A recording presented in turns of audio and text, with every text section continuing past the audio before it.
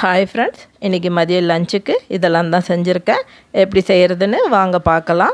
ஒரு பாத்திரம் வச்சு 10-15 சின்ன வெங்காயம், 4-5 பூண்டு, சீரகம், மிளகு, கொத்தமல்லி விதை, ஒரு தக்காளி, 2 சின்ன பச்சை மிளகாய், சுத்தம் பண்ணி கழுவி வச்ச பாலக்கீரையும் போட்டுட்டு தேவையான உப்பு போட்டு வேக வச்சு எடுத்து ஆற வச்சிடலாம்.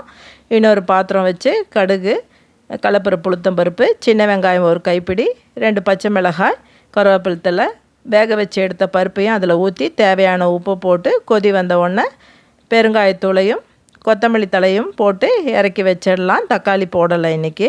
இன்னொரு பாத்திரத்தில் கடுகு, வரமிளகாய், பெருங்காயத்தூள் போட்டு ஆற வச்சு மிக்சியில் அரைச்சி எடுத்த கீரையை அதிலேயே ஊற்றிட்டு எடுத்து வச்சிடலாம். பாலக்கீரை தான் அது. ஒரு பாத்திரம் வச்சு கடுகு, வெங்காயம், கருவேப்பிலை, வரமிளகாய் போட்டு கத்திரிக்காய், முருங்கைக்காய், உருளைக்கிழங்கு எல்லாம் போட்டு கொஞ்சம் சாம்பார் தூள், கொஞ்சம் மஞ்சள்தூள், தேவையான உப்பு, தேவையான அளவுக்கு தண்ணி ஊற்றி ஒரு மூடி போட்டு வேக வச்சிடலாம். வெந்ததும் கிளறி விட்டு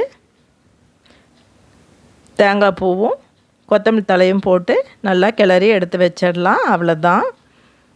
இன்றைக்கி அமாவாசைன்றதுனால சாமி கும்பிட்டுட்டு சாப்பிட்டுக்கலான்னு. அமாவாசைனால் முன்னோர்களுக்கு தான் ஸ்பெஷலு. முன்னோர்களை நினச்சி அன்னைக்கு கும்பிடுறது ரொம்ப நல்லது. கும்பிட்டுக்கலாம்.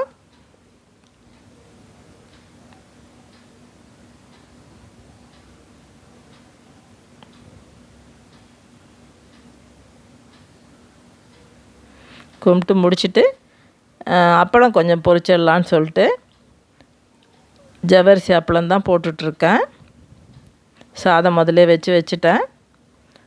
ரெடி ஆகிடுச்சு. ஒரு தட்டு எடுத்து பரிமாறிக்கலாம். ரசம், பொரியல், பாலக்கீரை கடைஞ்சது, வெறும் பருப்பு தக்காளி போடாத கடைஞ்சது, ஊறுக்கின நெய் கொஞ்சம் ஊற்றிக்கலாம்.